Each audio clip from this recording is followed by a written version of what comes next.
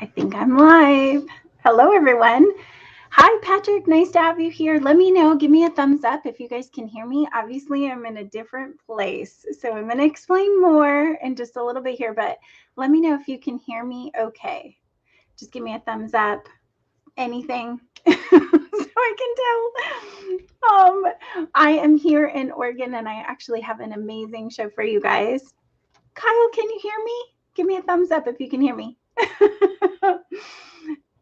Oh, hey, Martin, good to see you. Okay, so you got me. All right, excellent. Well, today I actually am in a different location, very exciting.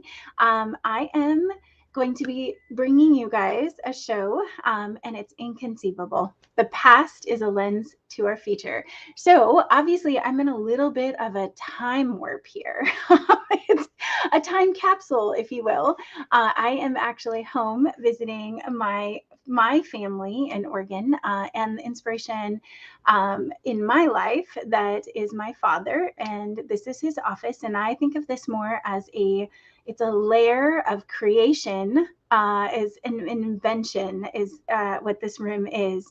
As you can see, we have microscopes. There's all kinds of technology to create robotics, software, computers, everything you can imagine is in this house, and it's been preserved because I'm going to take you guys on a little bit of a journey through past products, and we're going to take a look at what that means for creating new products in the future and what we can learn from our past, and some tips as far as creating the products of the future. So let me know. I see you guys over there.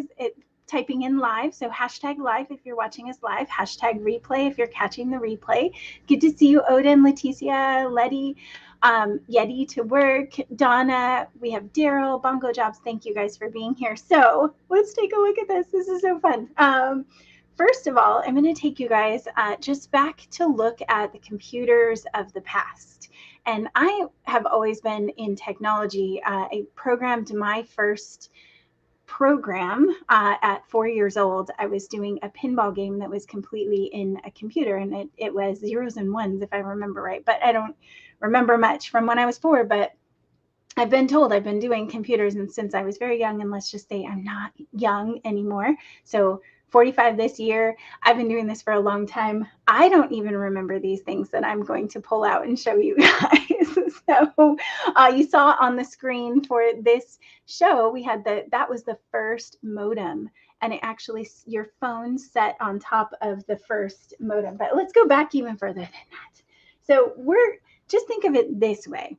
The Apollo 11 guidance computer, and this was such an interesting fact to me. The Apollo 11 computer had 2,000 bytes, 2,000 bytes of memory. And today's phones hold 9 billion times that with 64 gigabits. So memory in the computer that landed on the moon with the first person on the moon was what we've come to know as everyday life now, a 64 gigabit phone. There's even more than that. There's terabits of data that we can store, 9 billion times more computing memory space in that. And that's just shocking to me. Now, another stat that is pretty fun is that that computer weighed 70 pounds and our average phone is 6 ounces. So it's 1,000 times lighter than the first devices that were out there. It's just unbelievable. So what we're going to take a look at today, I have so many things. I'm just going to set some of these little guys over. So no joke, there's tons of old things. Like this is literally a user manual from one of the first computers, and it plugged into your TV. It actually plugged into your TV, and you switched between the computer and the TV.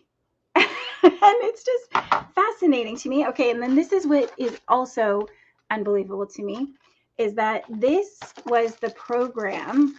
So I don't know if you guys can see, like not a CD, not a, floppy, okay? It was a cassette tape that played the program on this computer. and you could do like math programs and calculate. You remember it, Odin? Did you have one? So literally it attaches to your computer, and it had a cassette tape. We have not taken this out because this is such a collector's item. All the things, I mean, my dad has one of the first Commodore 64 computers. I couldn't bring that one out. It's really heavy, shockingly heavy. So this was one of those. So this is where it came from. And you think about what you are, well, actually, I'll hold mine up. So I'm looking at, like, this is my laptop, the whole thing, and it has color. This one computer was, there is one that my dad has that was color, but most of them were black and white. But now we're like, this is the whole thing. It plugs in. It's just fascinating. So as we're going through here, type in if you guys have old things, old computer technology that you remember. Just give me a shout out and say, hey, I remember that. I had that. So the next thing that went from the cassette, I mean, there were many variations, but the next thing I actually have, so this is program on here. There was floppies. I don't have a floppy. I'm kind of sad about that. Actually, now I feel like I have to get one for my dad. But then there were diskettes. Does anybody remember this? This is a notebook now. I gave this to my dad for Christmas because it's that. Thanks, shout out to Kai who found these. They're amazing. So Borland C++, I don't know, you nerdy people out there. The diskette, which was a hard version of the files. I have, oh, you've got floppies right now. You should, I'm going to buy some from you. My gosh, we need at least a couple in this house just to have the time capsule complete. So then we're talking like diskettes. So what we're looking at here is the evolution of products, because everyone on this show, everyone that's visiting the show is creating new things, innovating and bringing awesome new products to market. But what can we learn by looking at the past that will apply to the future? And one big thing, obviously, is that this, I don't know if you guys remember how cassette tapes get all like strung out. Oh my gosh. And you can never get them back in. If something happened to your cassette tape, you're just in trouble, right? So obviously there were problems with the products of the past that evolved into products, over time to what we have now. So now we don't even need CD-ROMs. In fact, there is no CD-ROM on my computers. None of my computers have CD-ROMs. They are all, web-based. So we've taken all of these, I'd say obstacles out of the way, because you had CD player, it could not tip over, it wouldn't play. There's all these problems that we were fixing in products. And then we had to come out with the next version. So I'm going to show you guys a couple more things, just because this room is it's amazing what kinds of things, and I don't know what year this was. I'm going to try to figure out what year this is from, because it does usually say what year. But these products are, 1982. 1982. A little flashback for you guys there. And we have the user manuals. Now, this is another flashback. I'm not always going to show you guys products, but this is a Radio Shack catalog from, I think this one, I'm going to have to, okay, so May of 1982. We just have a lot of memories from then. And some of the things that were shown in here, this is the one of the ones that was on our show card, was the modem that you actually set the item on. But we're talking like, these are the computers that we were looking at back then. Heavy, bulky. Right? My dad has some, no kidding, this is a museum for sure. That's why I love coming home and just getting a little flashback of what it was like, and then realizing how blessed we are to have technology that is so fast, so light. But we're going to talk about that in just one second. Here's another one of these catalogs from Radio Shack. This is 1983. And I have to tell you guys, like this, here's that modem. Here's you put your phone on that, and that was a modem. It was $150 back then. But the things that you see in here, the prices that people were paying for technology, technology is only going to get less expensive as we go. But these things like these typewriters, and this is a graphing tool, it's just like, wow, we've come so far before your time. Leticia, there was a time that you actually had to, be in a room with your computer. You couldn't carry it anywhere. So this was the color version, same thing, but color version. And all of these, it's amazing. But I have to show you what robotics has, just some of the early robotics things that I worked with, because it's a flashback. Okay, so does anybody know? Does anybody know what this is? Do you know? Do you know?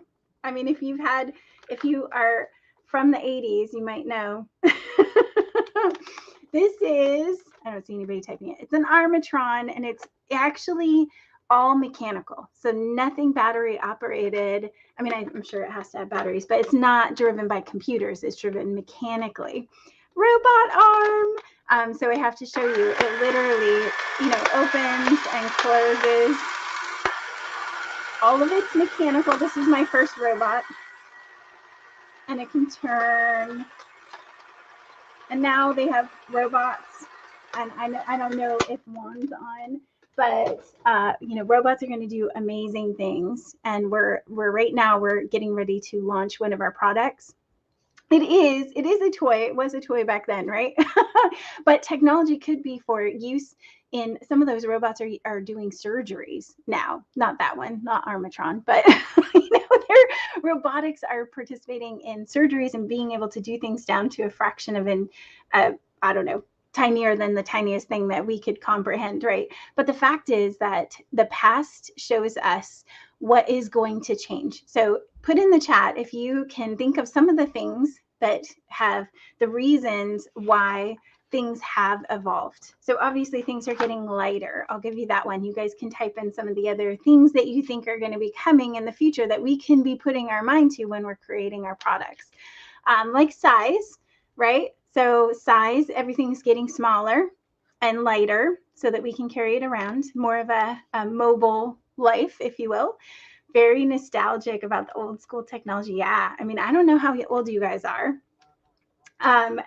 what generation you are, but it's been amazing for me to see these products, these things come to life. And I think it's the reality that in the beginning, I don't know if you guys got my analogy, but Inconceivable, if you've ever seen Princess Bride, there's this part where he's like, inconceivable.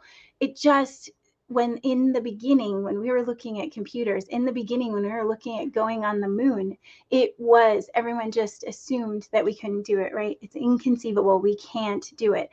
My favorite part about, right, Inconceivable is classic. I wanted the clip so bad. I just couldn't get it over here on this computer because, hey, technology, when you move to a new location, is not easy. But it is inconceivable is what we think in our heads. And when we're ready to think outside the box and really come up with new products, when we eliminate inconceivable and eliminate the thought that we are limited, then we can create the next generation. So yes, space. So we needed bigger processors because we needed speed. Yep, lighter. We definitely need light because first, our generation is all about being mobile and doing everything as we go, not just working in one spot, but working wherever we want. Very, very, nomadic in terms of what we want to be not tied down, right? So it's going to be lighter. It's going to be faster. Star Trek has become a reality. Yes, it has. I love watching Star Trek, though. You almost can look at what kinds of inventions should have been created. They were always thinking beyond what can we make this? Okay, if teleporting comes along, I will be so happy because I can come home all the time. So if you can please just work on the teleporter, anyone, that would be awesome. But you literally can see durability. So maybe the cassette tape came unraveled. So now we're looking at, well, how can we make this more indestructible? Cell phone cases are a great example of that. In the beginning, you weren't meant to take your cell phone underwater. Do you guys remember when cell phones were not waterproof? I mean, there was a time, and I have lost many cell phones in the toilet, no joke, and had to do all over. There was a time when all of your data was stored on one item, and now it's in the cloud, and you can access it from any item. I'm a perfect example today, being able to log into my devices quickly, not quick enough, but quickly is good. And replicators, replicating, you're going to have to be able to you're going to have to be able to make things more intuitive. So AI, right? Things that learn. And I have a great, oh man, my dad has this new Roomba and it's just mapping out the whole house. It's amazing. It goes around every single little corner and then it literally draws a map on the floor of where its pattern has gone to. So you can watch it, the AI in it, learn the room and then clean the room. So AI is huge. It's going to be a big trend that's coming. If you guys can think of any other trends that are coming, please put it in the chat. But we've got, computing is going to be fast. So to the supercomputer sense of it's going to be able to work so fast it can decrypt anything. That's what's coming. That's the truth. Technology is going to be there. And virtual reality, perfect. I'm so glad you mentioned that, Odin, because that is definitely one of the things I wanted to cover. Virtual reality, the making everything more realistic is going to be there. It's going to be, how can you take a vacation without leaving your home? How can you try on clothes without ever having to step foot in a store? And that's all possible, guys, right now. I don't know if you've tried out Oculus and some of these other, and I'll have to tag Cheryl on this so she can talk, put some notes in about the VR system that they have. But shopping will be able to be done virtually. You'll put your measurements in, you'll see the product on you, and you'll get it delivered to your house. So my challenge to you guys is, what can you be inventing right now that is the next generation, and how do you make that happen? So my 3 tips to you guys that are in the process of bringing your products to life. My 3 tips are to, 1, think about what has happened in the past and look at the evolution of what has been in that space. Horses to cars to now automated cars or cars that drive. My parents, like, I guess I'm just not technology. I don't have technology around me like they do here. My parents have the cars that, it tells you if there's another car in the lane. It actually points the high beams or the headlights down if you're cusping a hill.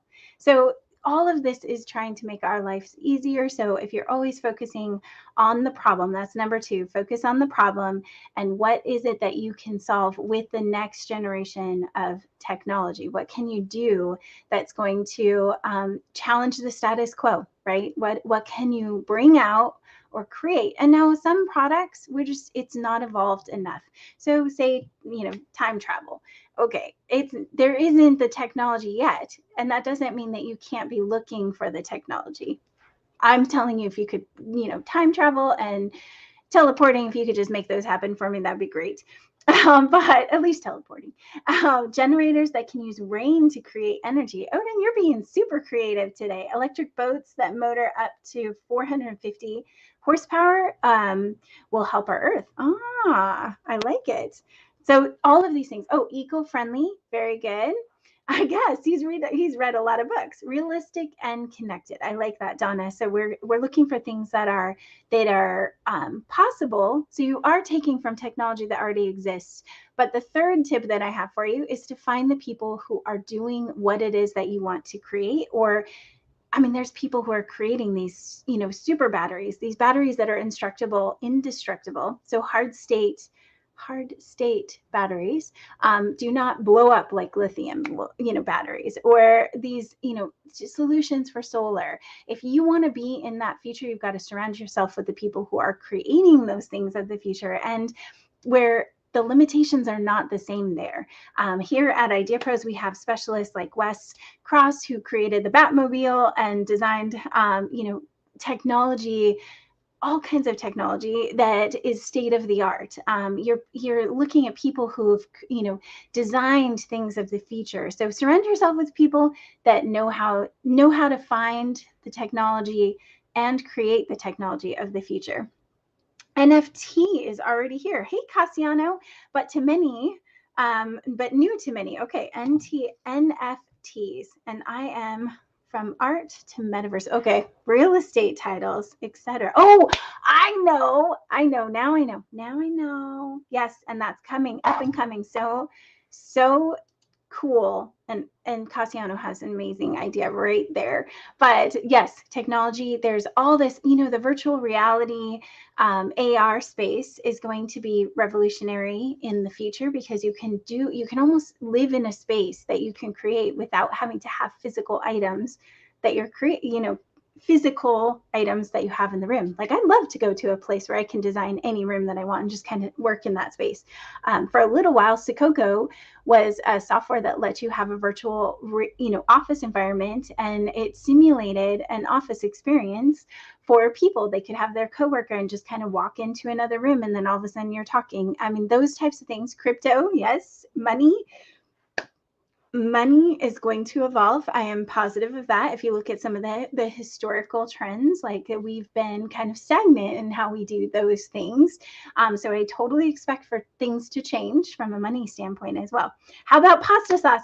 Hey, Adriano, Marinelli spaghetti sauce is amazing. Now, I'm curious, how are you innovating in the spaghetti space? I mean, obviously you can do so many things. It could be how you deliver it, how you preserve it without preserving it with chemicals, right? So you can go the organic route. How do you pull in the organic side? Amazing ideas, guys.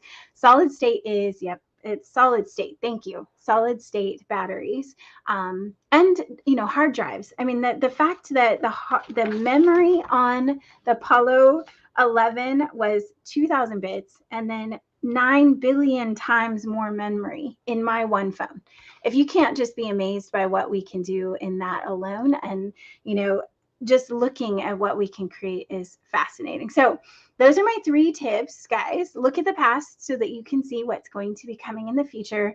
Make sure that you are surrounding yourself with those people that are creating the future, and don't limit yourself to what is now, because you can be thinking of the next generation, be ahead of the curve instead of being behind the curve and trying to adapt to when things are already being created. A couple things I'm just going to point out to you guys on the ways that we can do things that we can change. So we can anticipate the changes in technology. For sure, they're always going to get faster.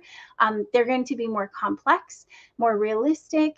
AR, augmented reality, batteries are going to get smaller, and even the batteries will go to digital instead of being all these, the dangerous chemicals and whatnot, like the solid state batteries. And, range, like our cars are going to be able to go longer distances without having to be charged, faster charging. We're going to see, I'm sure, let me see what other things I came up with. My mouse goes the opposite direction, so bear with me. The opposite direction. So we're going to be seeing things get lighter, things get faster. We're going to see things become more of giving an experience of being able to be free or not have to go. And it's sad, but it's the human interaction. If you guys feel this in the social media world right now, we are distancing ourselves from each other, which is really, really sad. So maybe there's some feature in being able to bring people together, even if, I know, right? You guys don't even see the half of it. There's bots, there's airplanes on the ceiling. I have to show you. There's airplanes. We've got helicopters. We've got robots. We've got weapons, and mostly robots. Some AI dogs over there. So you guys just, lots of like little trinkets, things.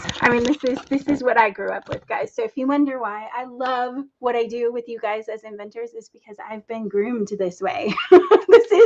This is my life, and I wouldn't have it any other way. I love working with entrepreneurs, and I love working with inventors and people who are innovating, because you guys just excite me. And I think that's what the world needs more of you.